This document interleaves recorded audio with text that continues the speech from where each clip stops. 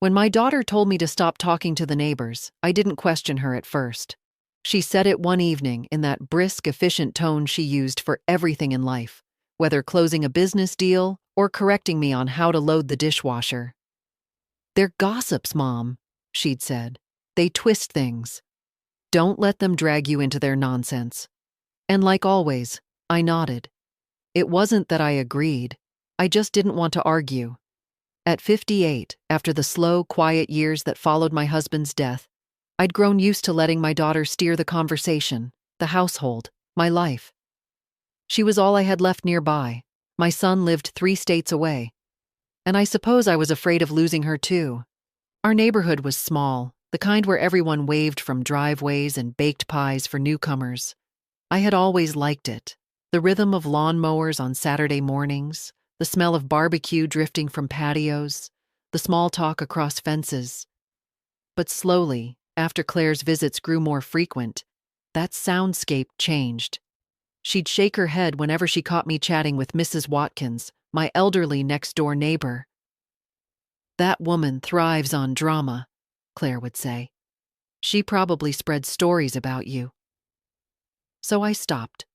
Out of politeness, out of fear, out of love. Maybe all 3. Weeks turned into months. I watched life unfold from behind curtains. The neighbors still smiled and waved, but there was distance now. A wall, invisible, yet solid. I told myself it didn't matter. Claire said she wanted the best for me. She said people could take advantage of vulnerable older women. And she didn't want that for me. Her protectiveness felt flattering at first, until it didn't. The truth is, my world had shrunk. Calls from friends went unanswered because she said most of them just wanted attention. Invitations to community events gathered dust on my kitchen counter. I convinced myself I was content.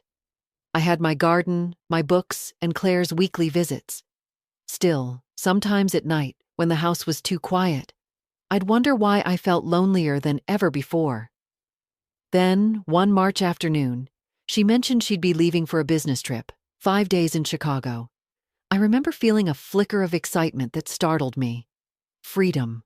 That's what it felt like. She gave me a list of instructions before leaving: how to handle bills, which calls to avoid, even what groceries to buy. "Don't talk to anyone about personal matters," she added, smiling in that half-joking, half-warning way. After she left, the silence was different. Open, breathable. I spent the next day tending to the garden, pruning roses that hadn't bloomed properly since last summer. The sky was clear, the air crisp. For the first time in months, I felt like myself. That was when Mrs. Watkins appeared by the fence. She stood there in her straw hat and gardening gloves, as if she'd been waiting for me. Her expression was gentle but serious. "Elizabeth," she said softly, "may I come in for a minute?" Something in her tone made my stomach twist. We sat on the porch. I poured lemonade, hands trembling slightly. From nerves, from curiosity. She looked at me for a long moment, as if weighing whether to speak at all. Finally, she said, "I wasn't going to tell you. But you deserve to know who your daughter really is." The words didn't make sense at first. My daughter? Who my daughter really is. Mrs. Watkins spoke slowly, choosing every word. She told me things I didn't want to hear, about people in town whispering that Claire had taken advantage of elderly clients at her real estate firm, convincing them to sign over property for investment. About a woman down the street who'd trusted her and lost her savings. About how Claire's charm could turn to cruelty when questioned. I listened, frozen. My throat felt dry, my heart pounding in my ears. I wanted to interrupt, to defend my daughter, to say it was a mistake, gossip, jealousy. But something inside me hesitated, because I'd seen flashes of it before. Small moments I'd brushed aside. The way Claire spoke to waiters, her sharp tone when I asked about her work, the fear that crept into her eyes when I mentioned looking through Dad's old paperwork. I'd ignored it all, convinced myself she was simply busy, ambitious, misunderstood. Now, hearing Mrs. Watkins lay out pieces of a puzzle I'd refused to assemble. I felt the ground tilt. When she finished, she reached for my hand. "I'm sorry, dear. I know she's your daughter. But please, be careful. You're not the first her fingers were warm. Mine were ice." I thanked her mechanically, walked her to the gate, and stood there until she disappeared down the sidewalk. Inside, the house felt foreign, as if I'd stepped into someone else's life. I sat at the kitchen table staring at the framed photo of Claire and me from her college graduation. She was smiling, radiant, her hand resting on my shoulder. I'd been so proud that day. The air felt thick. I tried to tell myself Mrs. Watkins was mistaken, that she was just repeating small-town gossip, the very thing Claire had warned me about. But the unease wouldn't leave. That night, I couldn't sleep. I replayed every conversation with my daughter over the past year. Every decision she'd made, for my own good. The canceled dinner invitations, the friends she'd dismissed, the forms she'd asked me to sign when she handled my finances. By morning, doubt had turned into dread. I sat with my coffee, staring out the window as the neighborhood woke up. Children rushed to school, cars pulled out of driveways, and somewhere a dog barked. Ordinary life, steady and indifferent. Yet for me, something irreversible had shifted. If Mrs. Watkins was right, then my daughter, my only daughter, wasn't protecting me. She was isolating me. The thought felt like betrayal and failure all at once. I told myself I was to blame for being naive, for letting her dictate my world so completely. What kind of mother doesn't know what her own child is capable of? All morning, I moved through the house like a ghost. Every familiar object felt tainted by suspicion. The walls seemed to hum with secrets I'd chosen not to see. I picked up the phone twice to call Claire, to confront her, to demand an explanation. But I couldn't. The fear wasn't just of what she might say. It was of hearing confirmation in her voice. By afternoon, I sat on the couch, staring at the framed photographs on the mantel.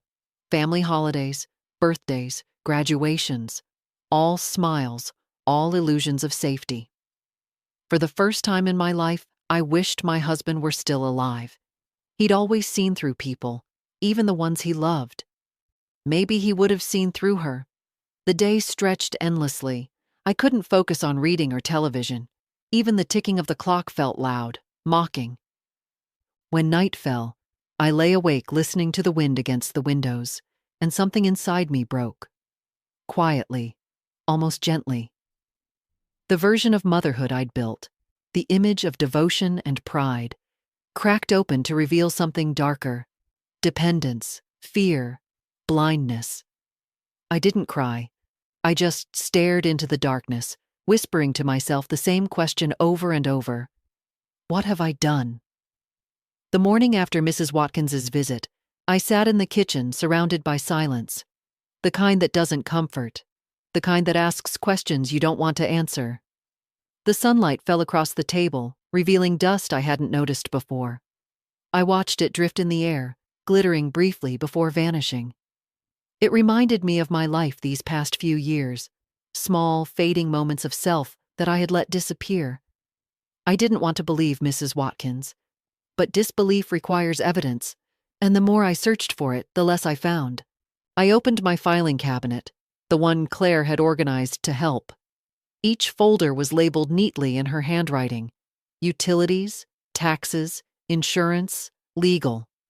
I remembered how she'd insisted on handling all the paperwork after her father died.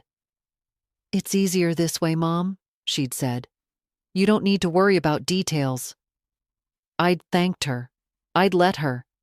Now, flipping through the papers, I saw her name everywhere. Joint accounts, power of attorney, even on the property deed of the house. At the time, I hadn't questioned it. She'd explained it all in the same patient, slightly patronizing tone she used when I couldn't figure out my smartphone. I sat there, heart pounding, realizing how thoroughly I had surrendered control. For years, I'd thought I was being cared for. Now it looked more like I'd been managed. I closed the cabinet and leaned back in the chair, feeling dizzy. The house, my house, no longer felt like mine. I thought about all the things I'd given up without noticing. My friends, my hobbies, even the simple act of deciding for myself. Claire's influence had been like water, gentle, constant, eroding me grain by grain. I had become an obedient echo of my own life. The day stretched on in slow motion. Around noon, I went outside and sat on the porch, watching Mrs. Watkins water her garden. When she noticed me, she raised a cautious hand. I smiled faintly but didn't go over. I wasn't ready to talk. Not yet. Instead, I tried to remember the last time I'd felt free. The memory that came to mind wasn't grand. It was from years ago, before Claire took over. I had driven alone to a coastal town, stayed in a small inn, spent hours walking along the shore. No one had known where I was. No one had called. I'd felt invisible, but in the best way, unobserved, unneeded, alive. That woman, the one who had booked the trip without permission or apology, felt like a stranger now.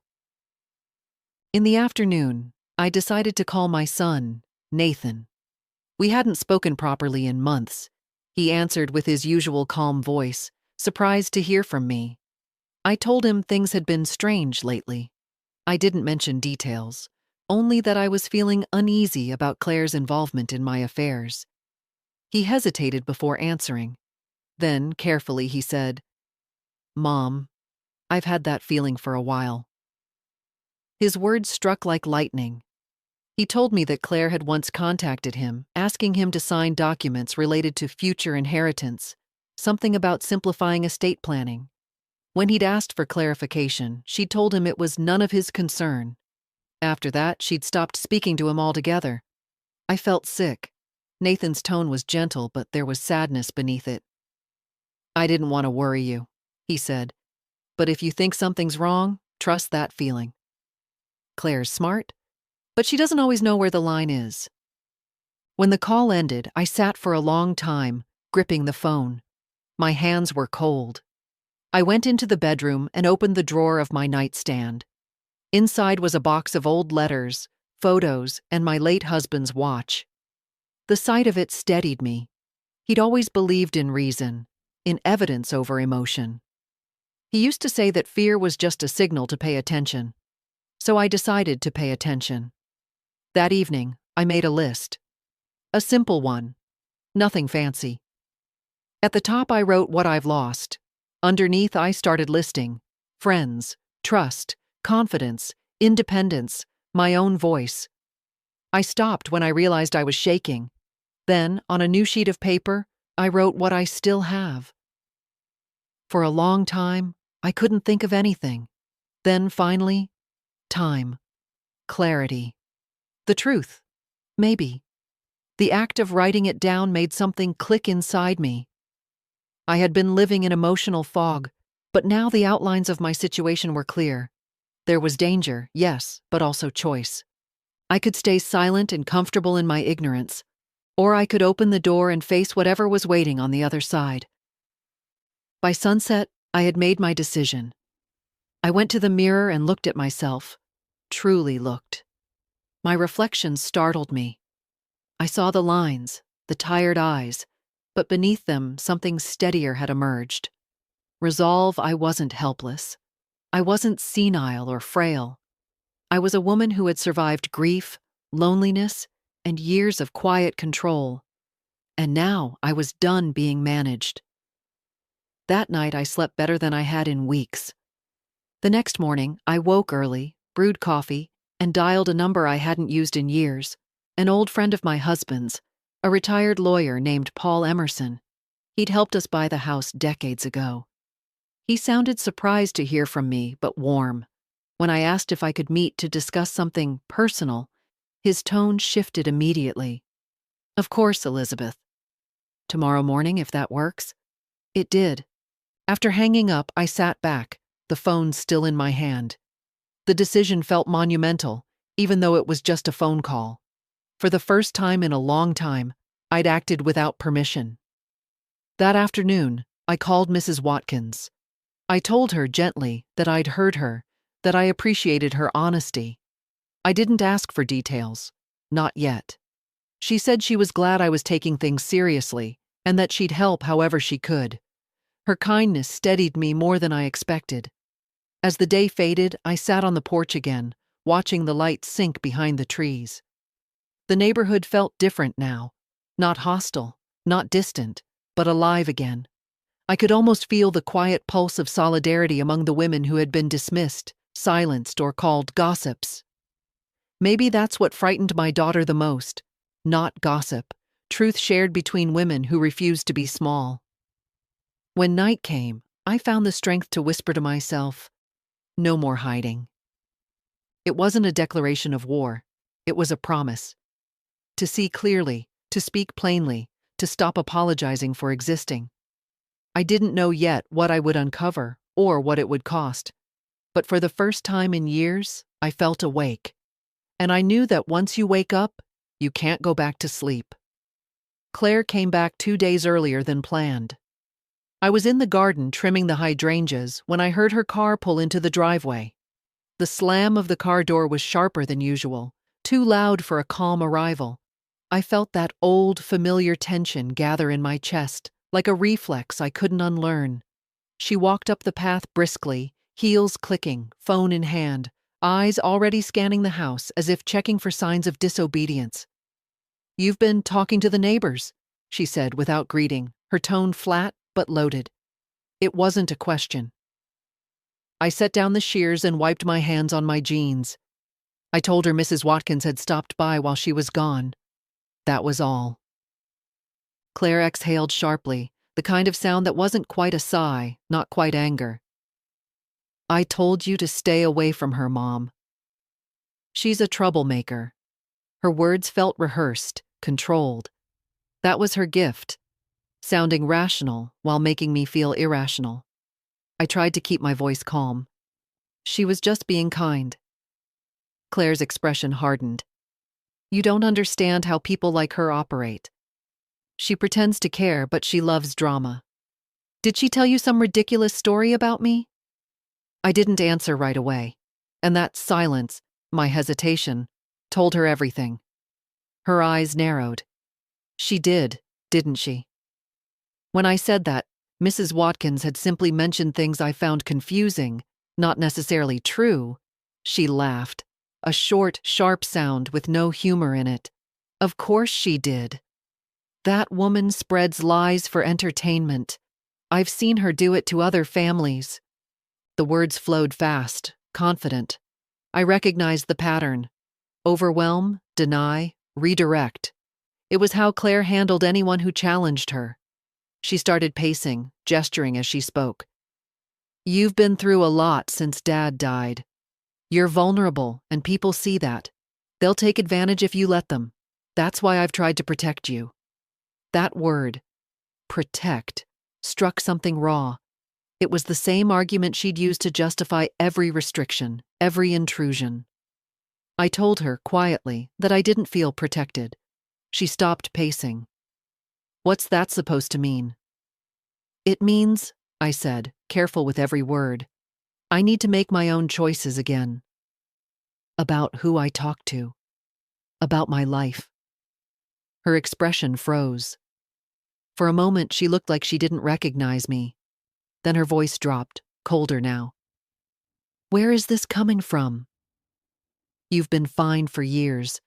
You've never wanted to handle things yourself." "That doesn't mean I can't," I said. Claire's face softened, just a fraction. The performance of patience. "Mom, you don't understand how complicated things are. I manage your finances for a reason. You'd be lost, trying to untangle all of it." I could hear my pulse in my ears, but I kept my voice steady. "I've spoken with Paul Emerson." Her eyes widened, a flicker of real emotion. Surprise, maybe even fear. Then she laughed again, high and brittle. "You what?" "He's ancient, Mom. He barely remembers his own name. You can't rely on him for anything serious." "Paul helped us buy this house," I said. "He remembers enough." That stopped her. For a long moment she said nothing. Then she smiled. Slow, practiced. "Okay," she said softly. "So that's how it is now." You don't trust me, it wasn't a question either. I wanted to say that trust wasn't the issue, that I just needed clarity. But the truth was heavier than that. I didn't trust her. Not anymore. She seemed to sense it, because the mask slipped. "You're being ridiculous," she snapped. "Do you have any idea how much I've done for you? I take care of everything. Bills, taxes, the house, so you don't have to. You should be grateful, not paranoid." Her words hit like stones, each one carefully aimed. I stayed silent. Silence, I realized, was my new weapon. After a few seconds, she exhaled through her nose, muttering something about stress and old age, then turned to leave. "I can't deal with this right now," she said. "We'll talk when you've calmed down." When she drove away, gravel crunching beneath her tires, I felt my hands trembling. Not from fear, but from restraint. For the first time, I hadn't apologized. That night, she didn't call. The next morning, an email arrived from her. Long, structured, filled with bullet points about financial transparency and family boundaries. It was written like a business memo, ending with a line that made my stomach twist. "I'm worried you're being manipulated, Mom. Please think carefully about who you're letting into your head." I closed my laptop without replying.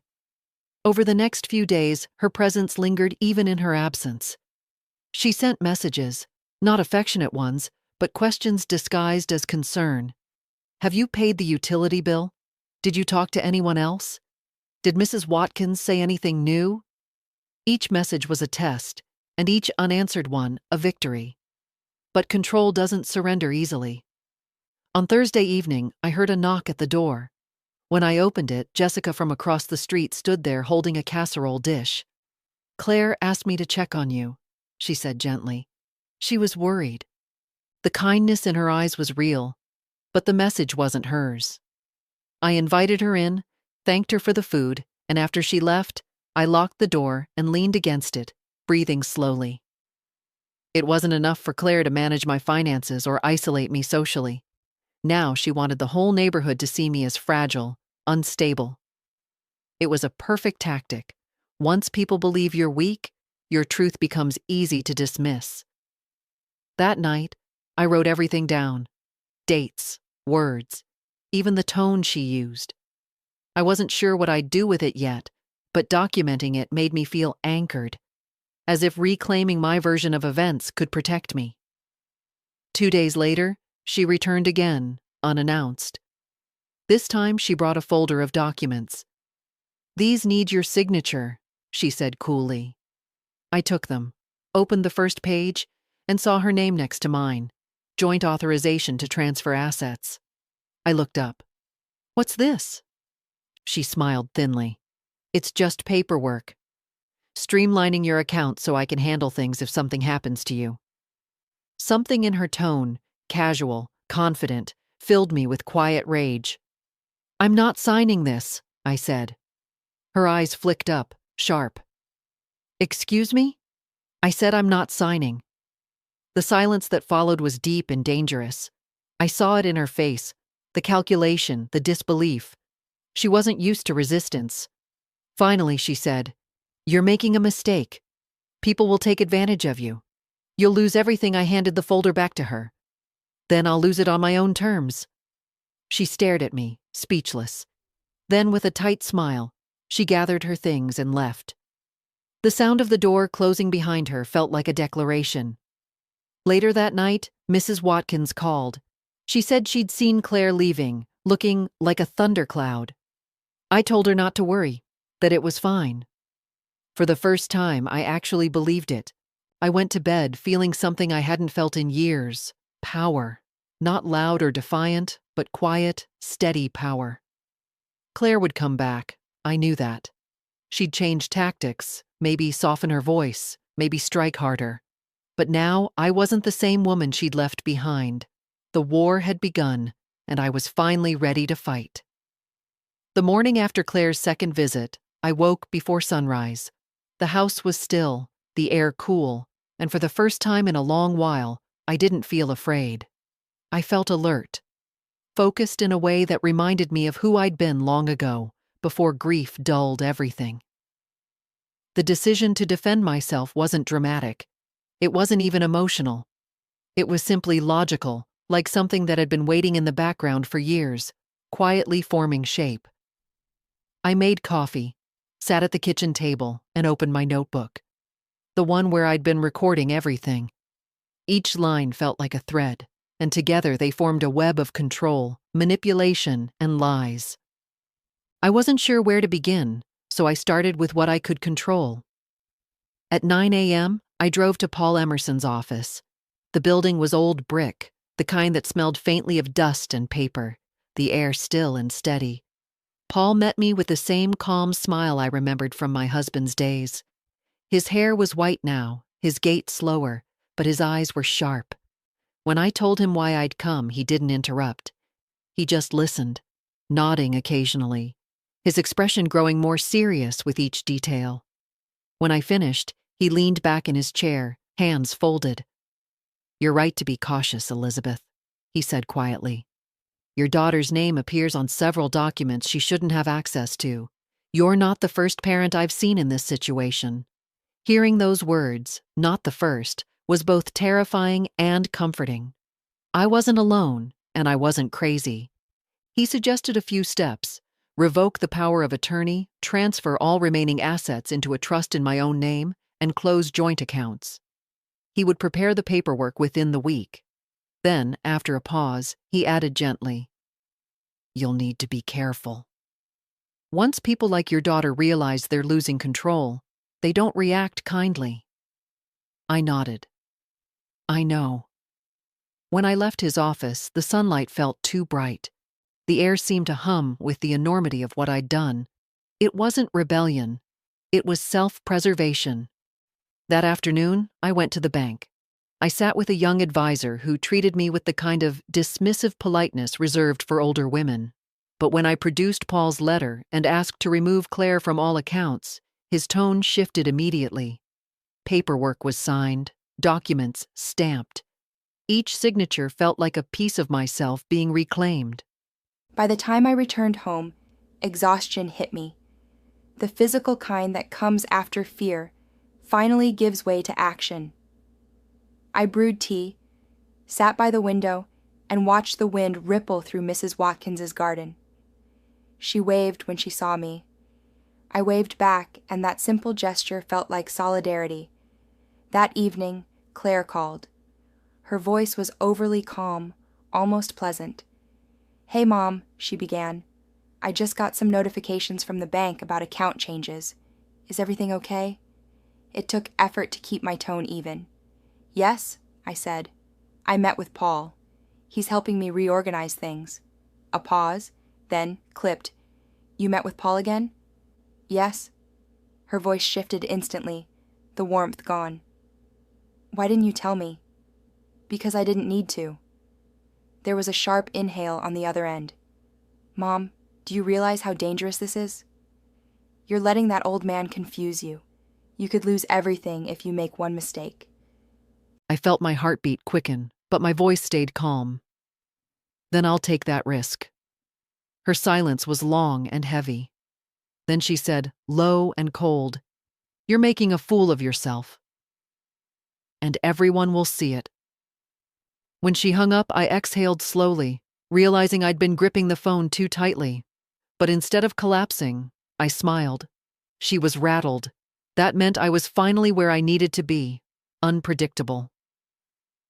Over the next few days, I carried out the rest of Paul's plan. The new trust was established, the property records updated, and all correspondence redirected to my personal address. I even bought a small lockbox for my documents, something simple but symbolically powerful. At night, I began sleeping better. The dreams that had once been restless, images of shadows, of my husband's voice warning me, faded into stillness. Then came the pushback. Claire began showing up unannounced, always with the same mix of charm and menace.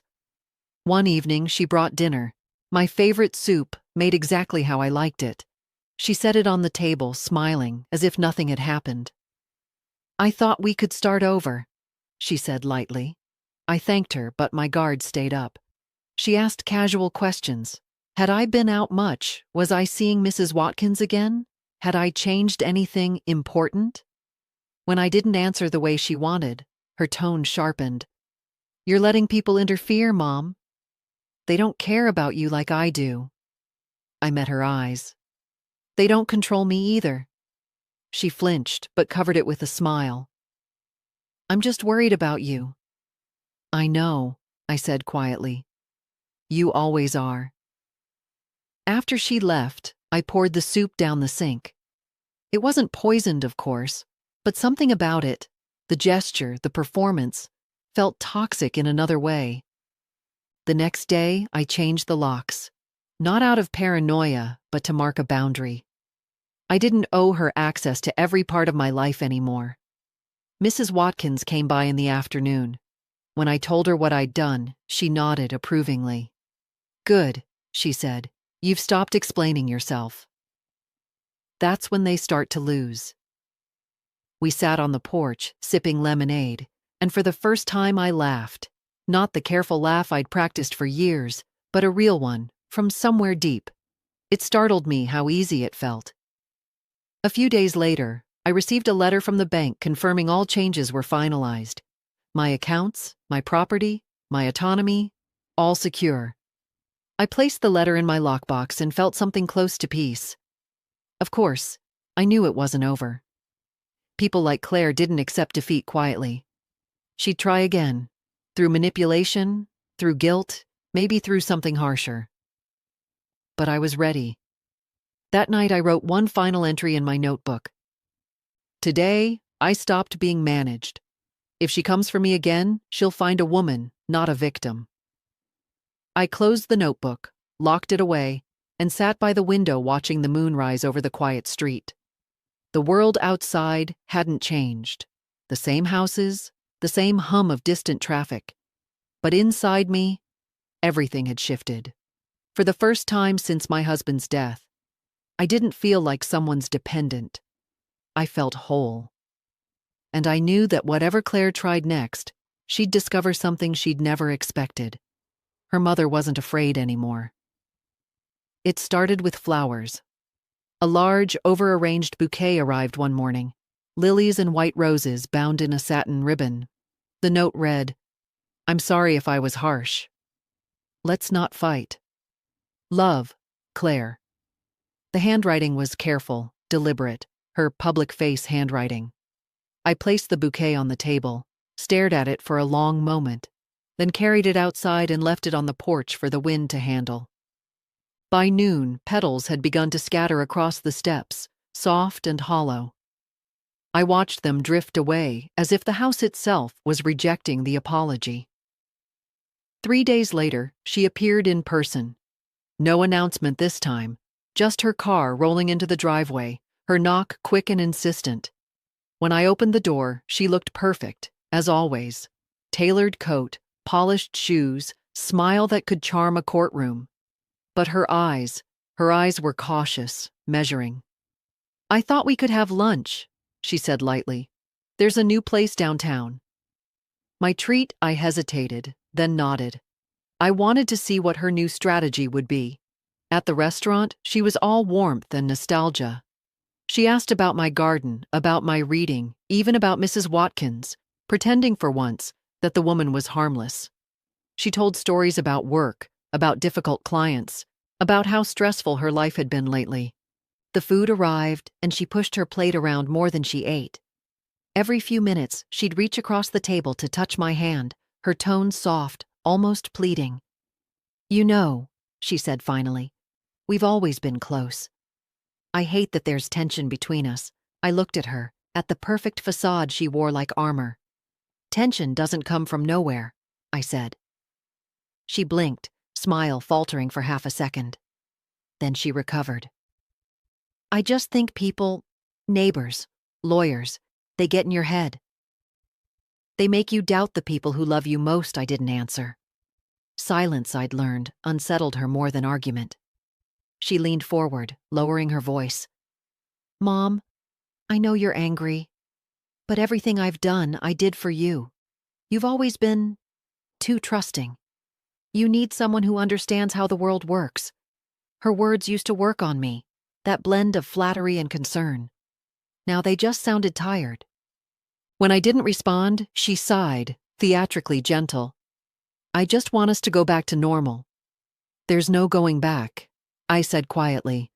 Something flickered in her eyes, a flash of the temper she tried so hard to hide. But she didn't let it show. She smiled instead, softer this time, almost motherly. You're making it sound so dramatic. I just want to take care of you. I looked at her hands, manicured, steady, and wondered if she even believed herself anymore. I don't need taking care of, I said. We finished lunch mostly in silence. When the bill came, she paid quickly, her jaw tight. On the way out, she hugged me, the kind of hug that feels more like restraint than affection. For the rest of the week, I didn't hear from her. Then, on Sunday, she called. Her voice was shaky this time, not controlled. She said she was lonely. That work was suffocating her, that she didn't understand why I was pushing her away. I listened, waiting for the part where sympathy would be used as leverage. It came soon enough. You don't know how much I've done for you, she said softly. How much I've sacrificed. I told her I appreciated it, but that none of it gave her ownership of my life. Her tone hardened instantly. You think those people really care about you? That neighbor, that old lawyer? They'll drop you the second they get bored. I said nothing. Don't you remember what happened to Aunt Millie? She continued. She let people interfere and they ruined her life. You're walking down the same path. The manipulation was almost elegant in its precision, invoking fear, isolation, morality.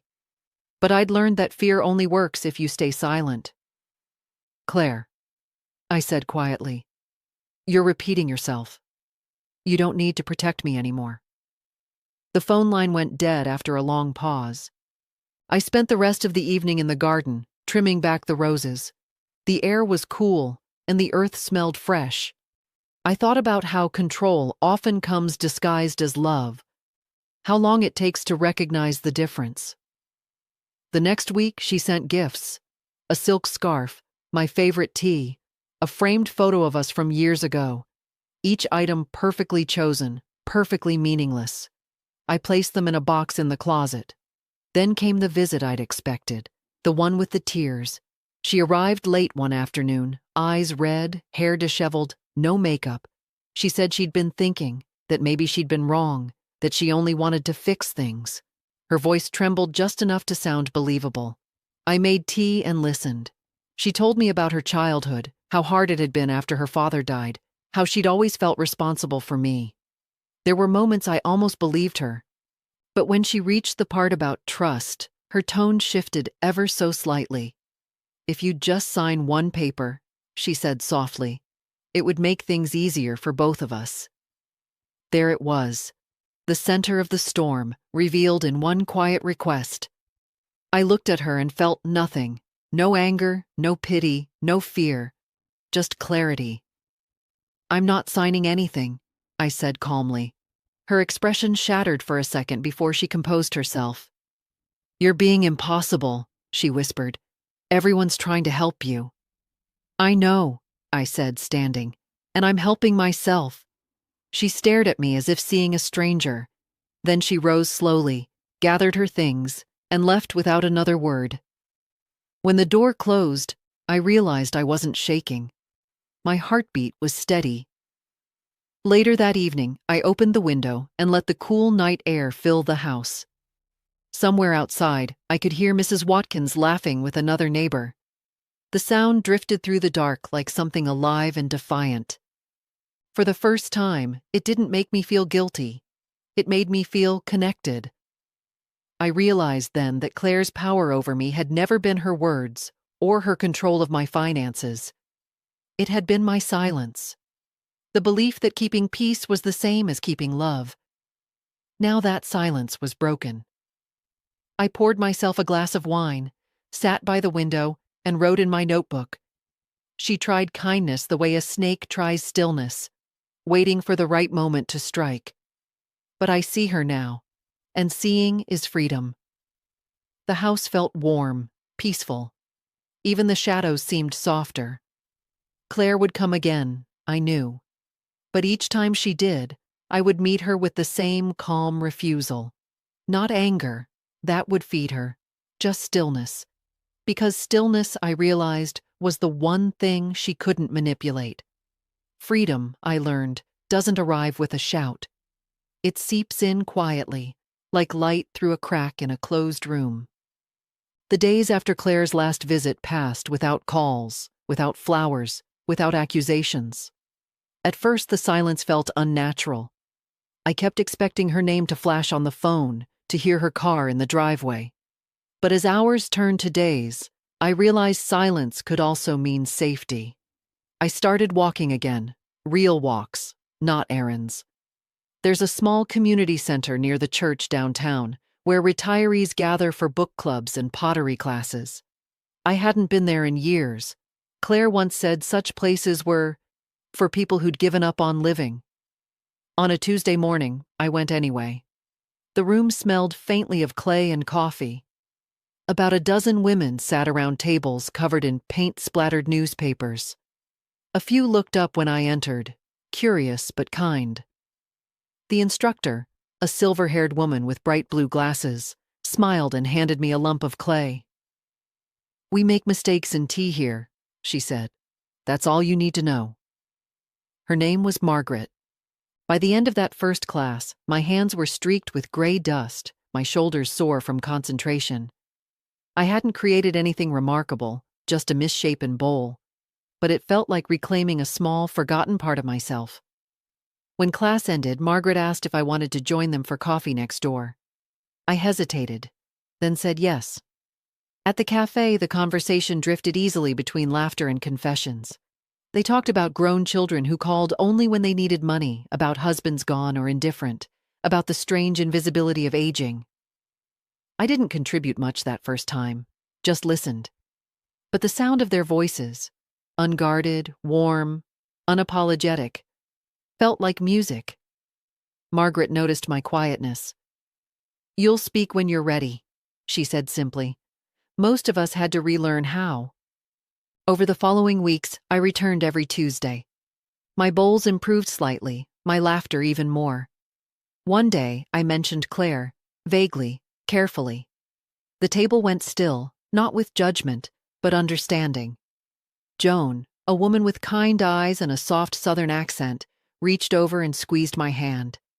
"Honey, some daughters don't want mothers," she said. "They want mirrors. When you stop reflecting what they like, they call it betrayal." Her words sank deep. Another woman, Irene, added, "My son did the same. Tried to make me feel small so he could feel big. Took me 50 years to stop apologizing for breathing." We laughed, not because it was funny, but because pain sounds less sharp when it echoes. That afternoon, I went home lighter.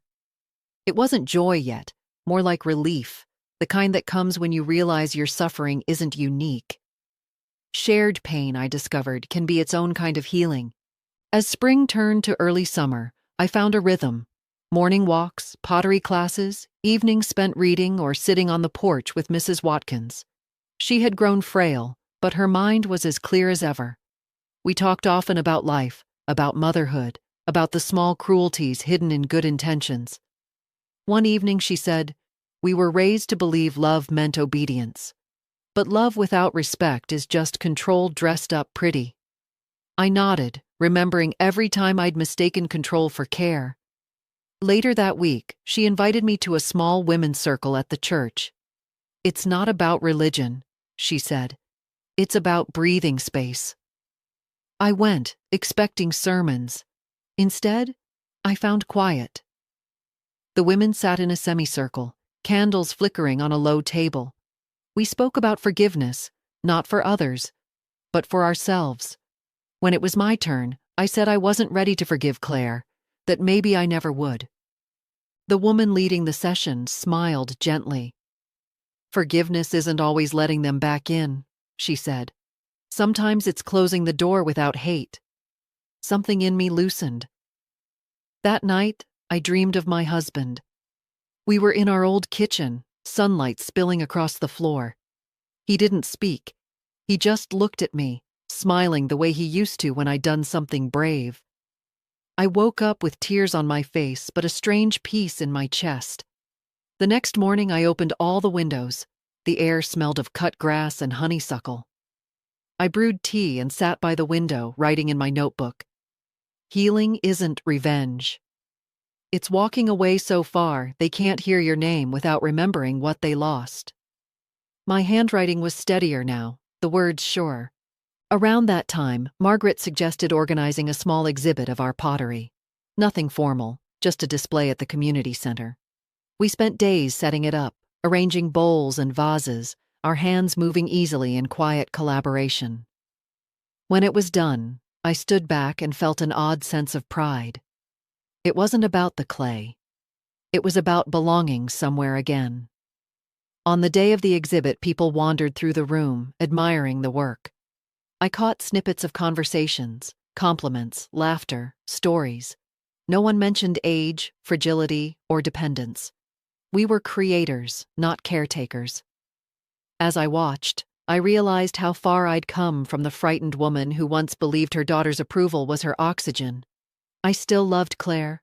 That would never change. But I no longer confused love with surrender. A week later, Mrs. Watkins fell ill. I visited her daily, bringing soup and flowers. One afternoon, as I sat beside her bed, she took my hand and whispered, "You've changed, Elizabeth. You carry yourself like someone who owns her name again." Her words made my throat tighten. "You helped me find it," I said. She smiled faintly. "No, dear. You just stopped letting someone else pronounce it for you." When she passed a month later, I cried. Not the helpless tears of loss, but the clean kind, the ones that wash rather than drown. At her memorial, the church was full. Neighbors, friends, even people I didn't know stood and shared stories of her kindness. As I listened, I realized how connected we all were, women holding each other's stories together, patching the holes life had torn. After the service, Margaret found me in the crowd. "You okay?" she asked. I nodded. "Better than okay." She smiled. Then she'd be proud. Driving home that evening, the setting sun painted the houses gold. Windows glowed, children's voices carried over fences, and for the first time, the sound didn't make me feel excluded. I was part of it again. The living world, messy and real. When I reached home, I lit a candle for Mrs. Watkins and sat quietly. The flame flickered, soft and persistent. I thought about the women I'd met, about how each of us had been told, in different ways, to shrink, and how we were learning, one breath at a time, to expand again. That night, I wrote one last line in my notebook. Peace isn't silence. It's the sound of your own life coming back to you. The first real sign that I had changed came when I realized I was no longer afraid of the phone ringing. For months, that sound had filled me with dread, a symbol of intrusion, of control disguised as love. But one morning, when it rang, I looked at it, smiled faintly, and let it ring out.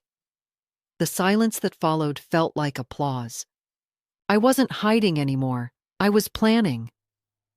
Paul had finalized the new trust and sent me copies of every document. I placed them neatly in my lockbox and felt the satisfying click of the key turning.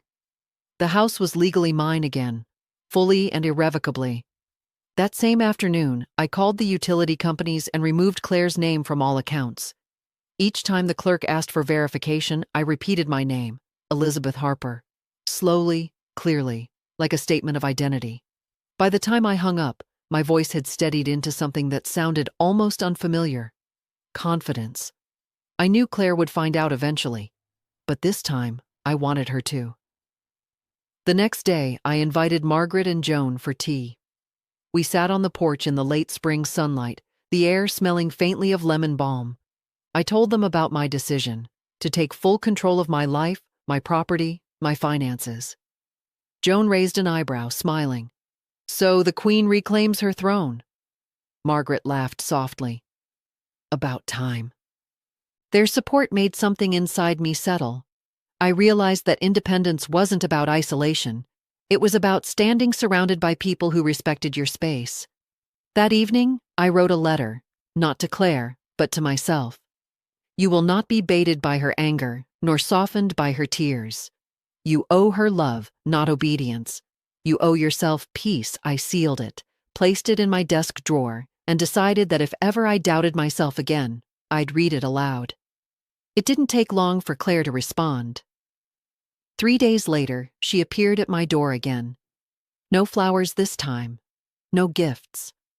Her face was tight, her eyes cold.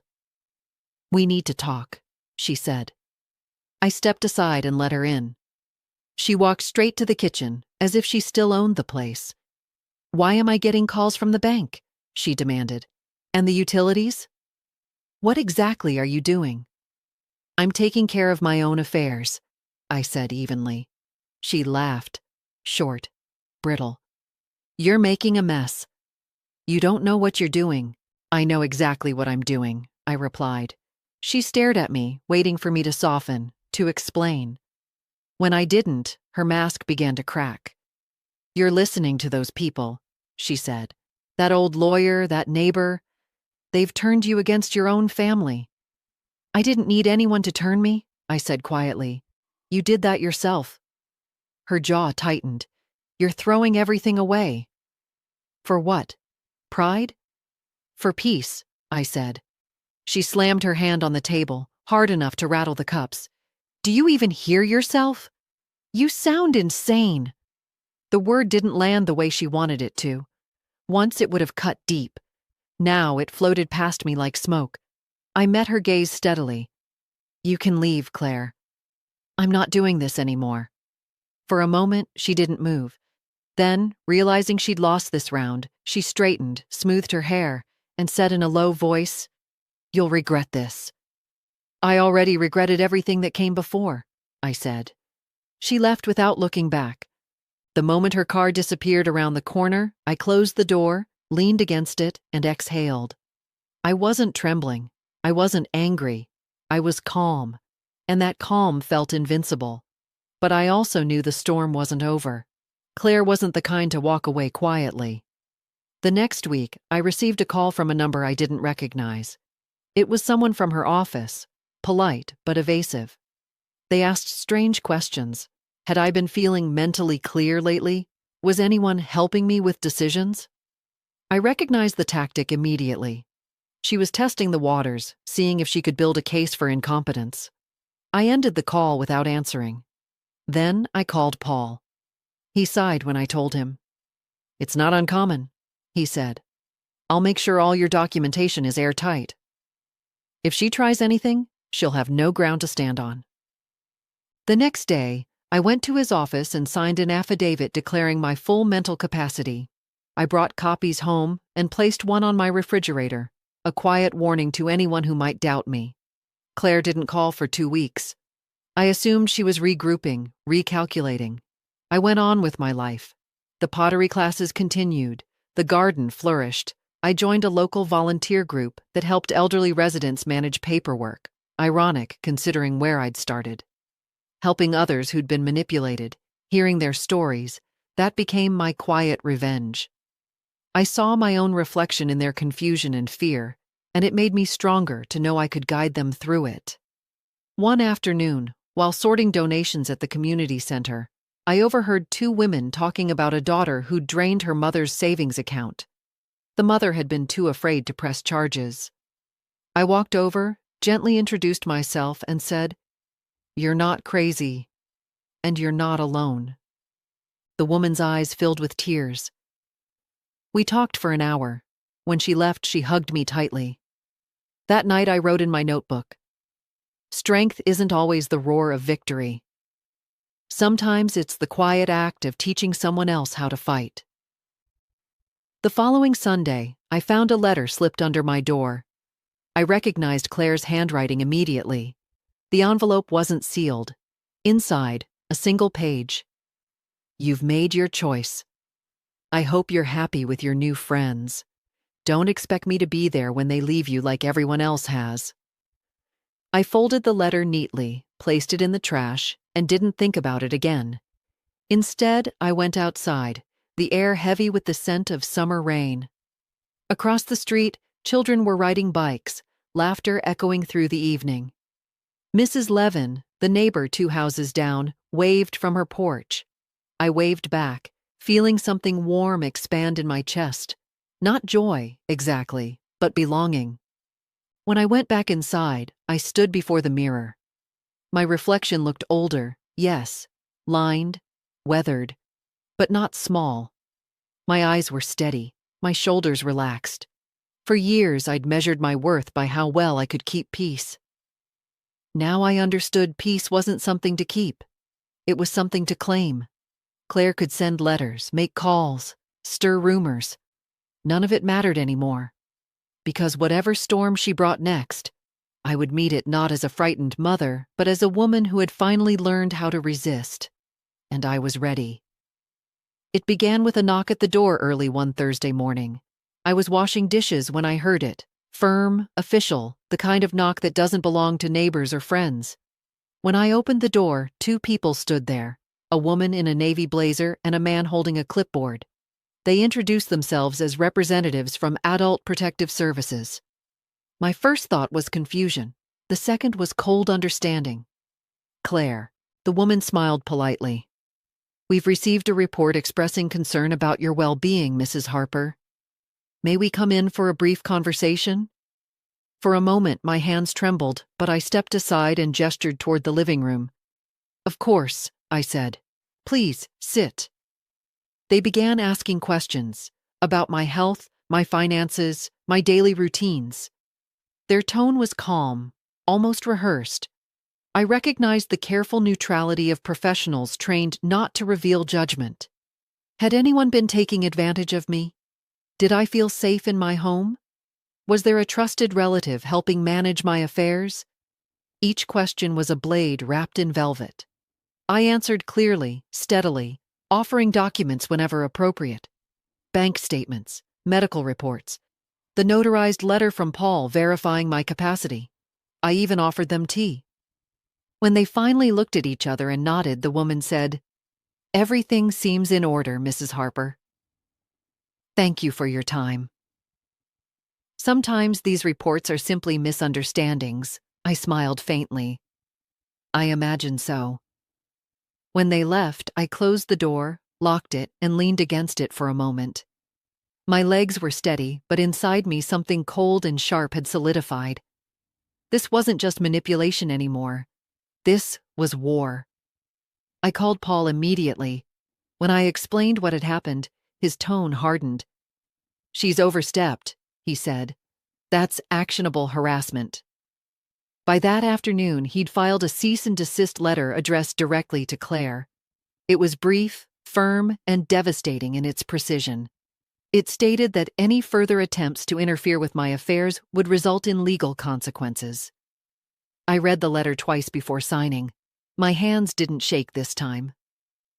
A week passed with silence. Then came the backlash.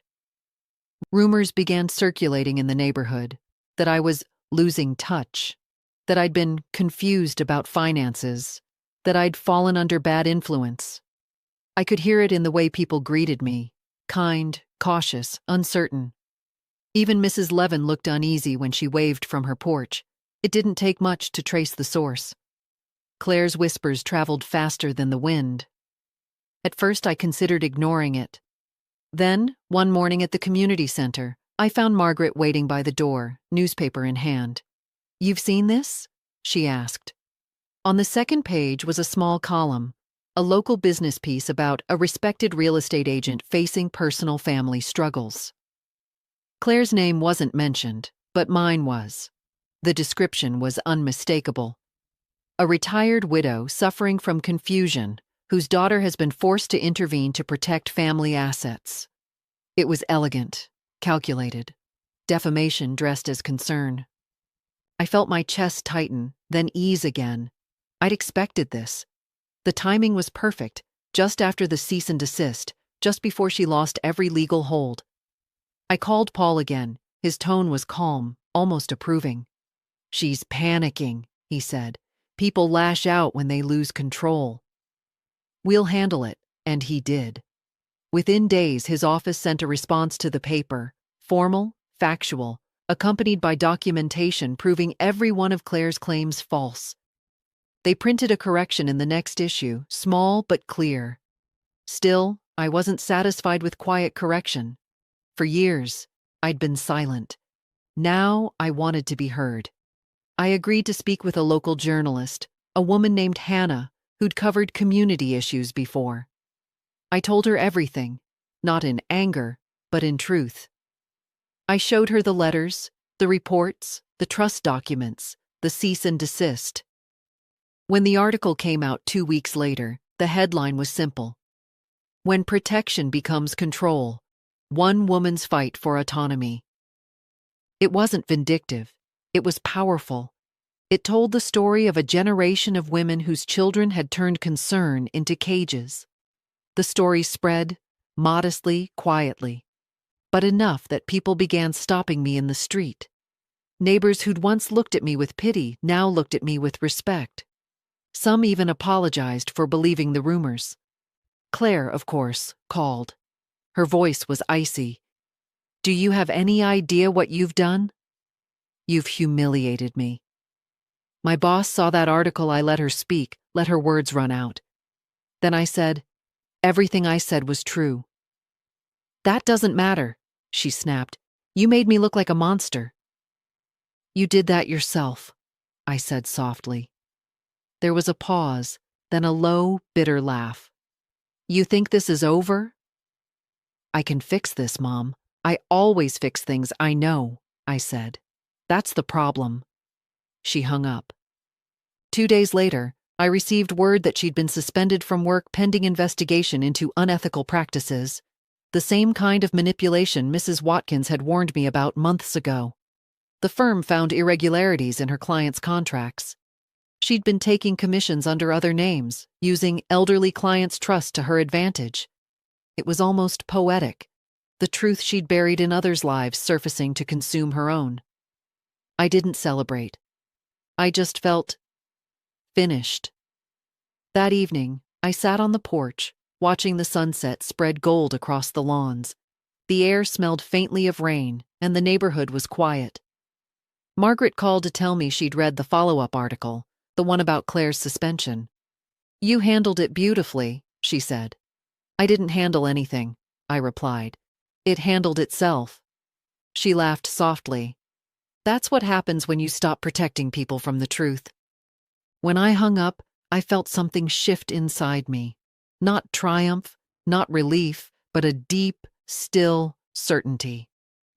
Claire had always seen herself as the savior, but in the end, she'd become the author of her own undoing.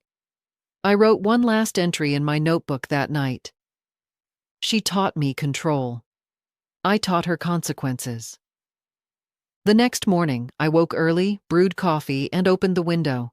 The sound of birds filled the room. Across the street, Mrs. Levin waved again, this time with a smile that reached her eyes.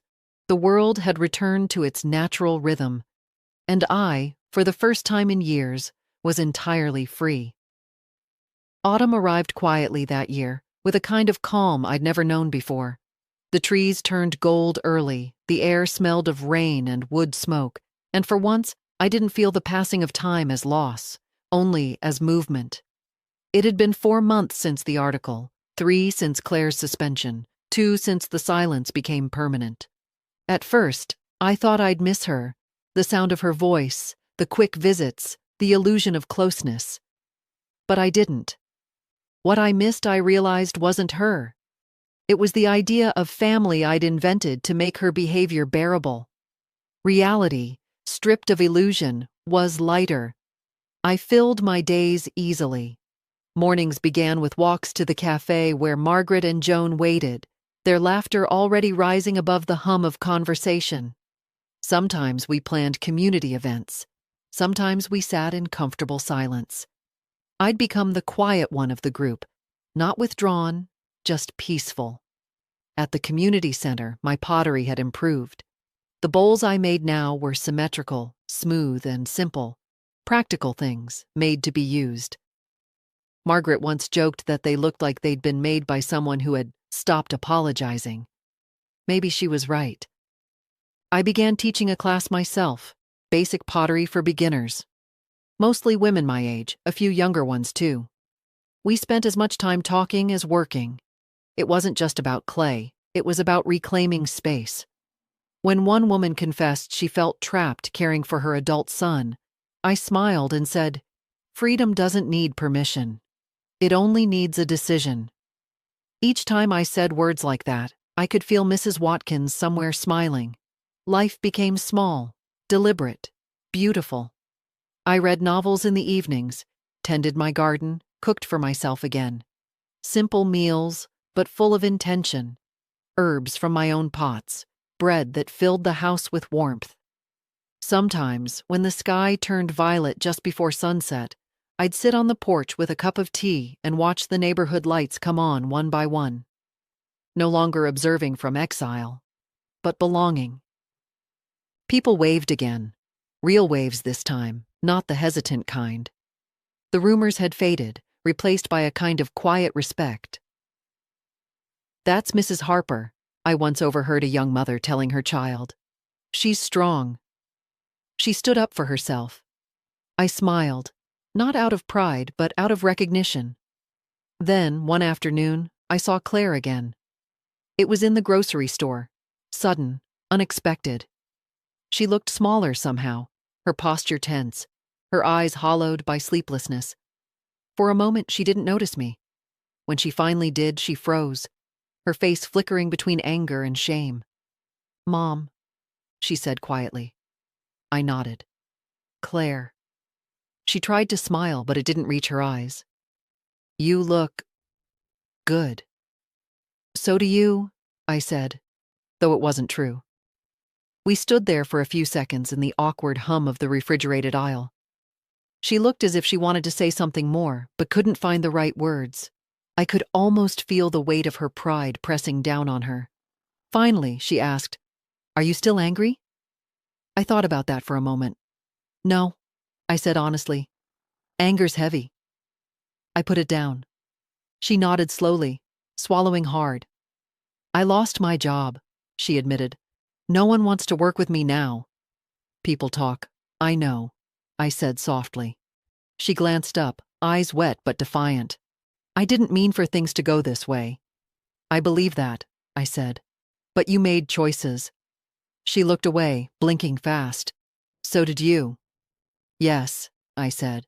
"And for once I made the right ones." There was no venom in it, just truth. She hesitated, then said, "I thought I was helping you." "You were helping yourself," I replied. The words landed, quiet and final. She nodded, her lips trembling slightly, then turned and walked away. I watched her go, pushing the cart like a woman half her size, shoulders slumped beneath invisible weight. I didn't follow. When I left the store, the air outside was cool and clean. The world felt wide again.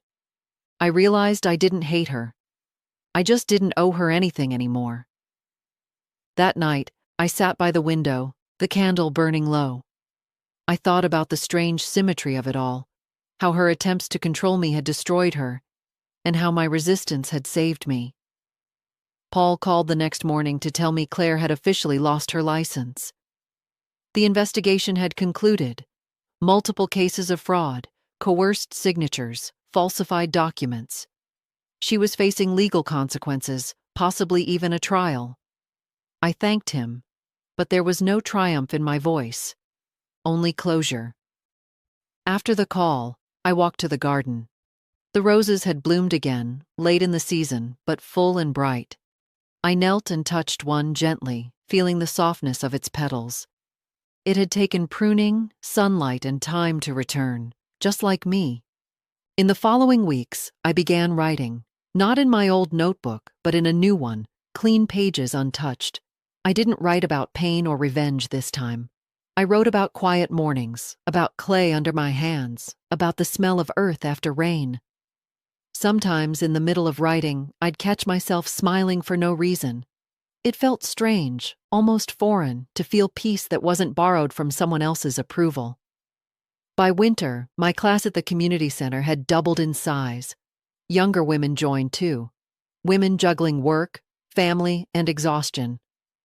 I saw in their eyes the same confusion I'd once seen in my own reflection. They called me Mrs. Harper, but sometimes Elizabeth, and once someone called me mentor. The word startled me. It felt too big, too heavy. But as I watched them laughing, learning, shaping the clay into imperfect beauty, I thought maybe it fit. Around Christmas, I received a card. No return address, just a short note inside. I'm sorry. For everything. Claire. There was no explanation, no plea for forgiveness, just that. I placed it in my notebook between pages filled with sunlight and sea air, and I left it there, a fragment of the past, preserved but powerless. The new year came softly. On January 1st, I stood outside, the morning air crisp and clean. The neighborhood was quiet, blanketed in pale frost. I thought of the woman I'd been a year ago, timid, unsure, shrinking to fit someone else's version of love. She was gone now. In her place stood someone who could look at the horizon without fear of what was behind her. When the sun rose, I whispered to myself, not as a wish but as a vow.